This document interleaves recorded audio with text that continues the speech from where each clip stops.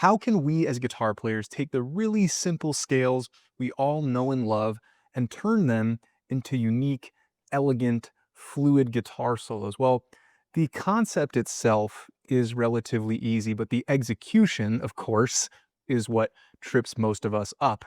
So in this lesson, in this video, I'll be showing you exactly how you can take really simple scales and turn them into beautiful guitar solos so you can sound great at the next jam session. So grab your guitar and let's jump in.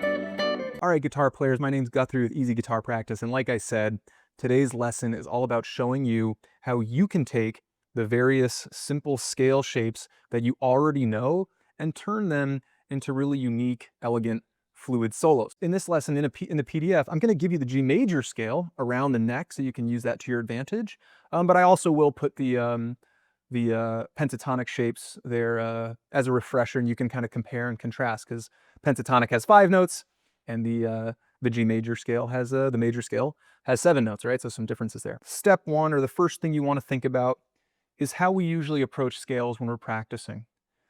It's usually 1 note at a time, and it's usually vertical, right? So kind of a two-step step 1. Really simple pentatonic shape right there that we usually learn right away. It's the G major, and it's the E minor scale as well. Right, so don't just think about that as a minor pentatonic shape because it works based on the relative major minor system. It works for both of those keys. All right, so if I was just to play a solo like that, yeah, it would fall flat. It wouldn't sound very expressive. It would be boring. Okay, so starting to think about things horizontally and maybe not 1 note at a time, right? Skipping some notes, skipping a string. So instead of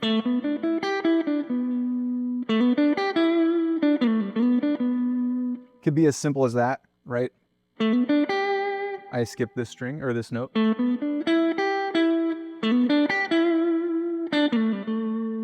So thinking about things as horizontal, but also not thinking about it as 1 note at a time is just a helpful thing right there. And you can play around with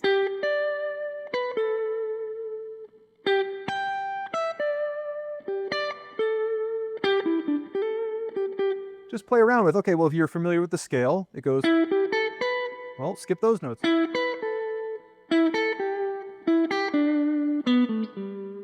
And you can have a good time, figuring out what you think sounds okay. Now, you might not like that, and you might like that kind of linear approach to a solo, and great, you discover that, okay?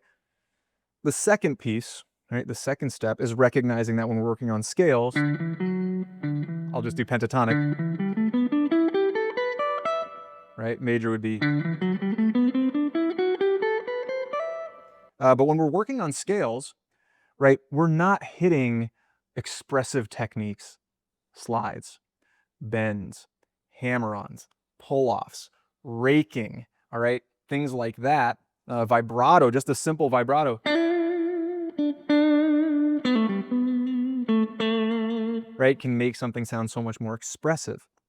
So making sure you have those techniques under your fingers, right? Like I said, the concept of taking scales, simple scales, and turning them into cool solos, it's a simple concept, but executing is where we trip up because we're not connecting our knowledge of scales with the techniques we need to make things sound really expressive. All right, so listen to all your favorite solos.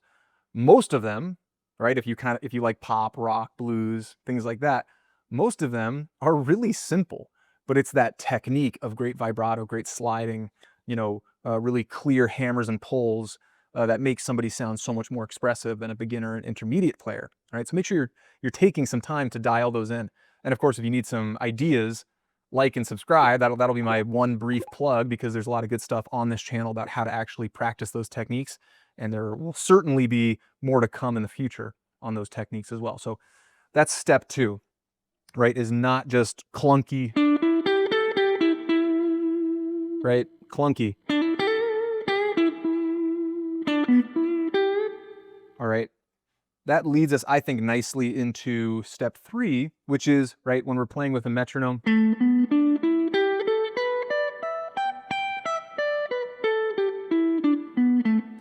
we're playing in this, really rigid tempo, as opposed to when we're being fluid, right? We're not doing that same,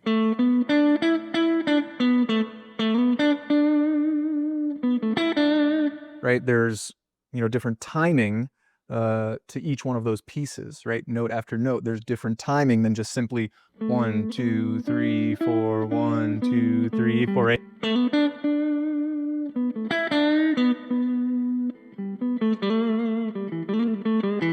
Right? So you want to recognize that those are things to play around with. Your temping, your timing, excuse me, the tempo, the rhythm.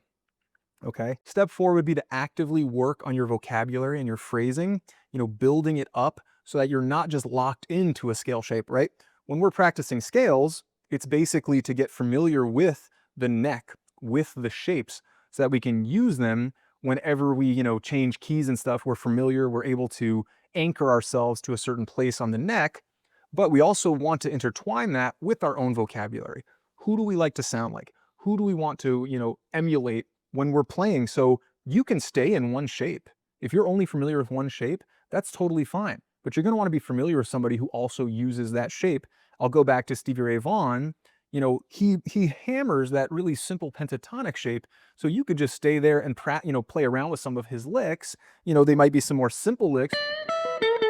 And I know that's more of just a traditional blues lick. Obviously, he stole, and took from every great blues player. But you can stay in that simple pentatonic shape and just mess around with, 6-5-4, right? The low E, the A, and the D string. Then you can mess around with the A, D, G string and play around with that and get some good variety as long as you're changing your phrasing and your vocabulary. It'll still sound fresh. But if you're just thinking about it in terms of scales,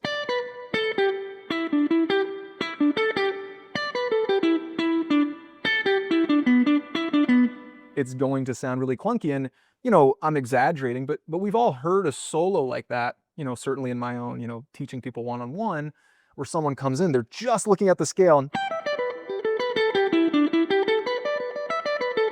they're trying to do something with just that one shape instead of thinking about, well, what are the people I like to, play like? What do they do,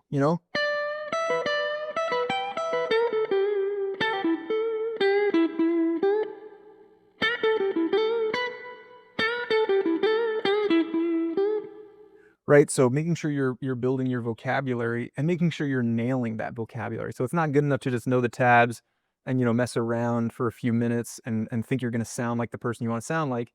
No, you really got to practice those licks. You got to practice those songs that you're trying to play, and things like that. All right. But basically, if there was going to be a 5th step, it would be to try to, pause and breathe and figure out what your next move is. All right. I kind of want to keep it to 4, but so, well, if I'm not conscious, I might, all right, and there's going to be some moments in there where you're like, that didn't sound great. So being conscious, going from one position to another,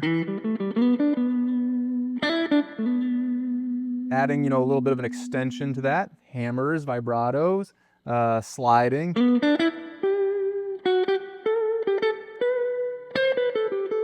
Right? Adding some major elements. Maybe I want to come back to the shape that I started with.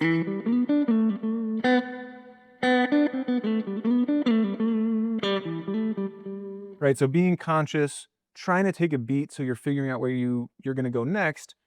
It's going to be a little clunky when you start, but over time, you'll be a little bit quicker with deciding, making those decisions of where to go. You're in one spot, where do I go next? Okay, I went to this next spot, where do I want to go next? Do I want to repeat? Things like that. So phrasing is, of course, really, really important. What I want to do is I'm going to put on this backing track so that you can kind of follow along with my thought process. I think that's sometimes it's helpful to, kind of take a monkey see, monkey do approach to things, because I know I can ramble. And if this doesn't click with you, again, put something in the comments. Leave me a question there. I'll try to clarify.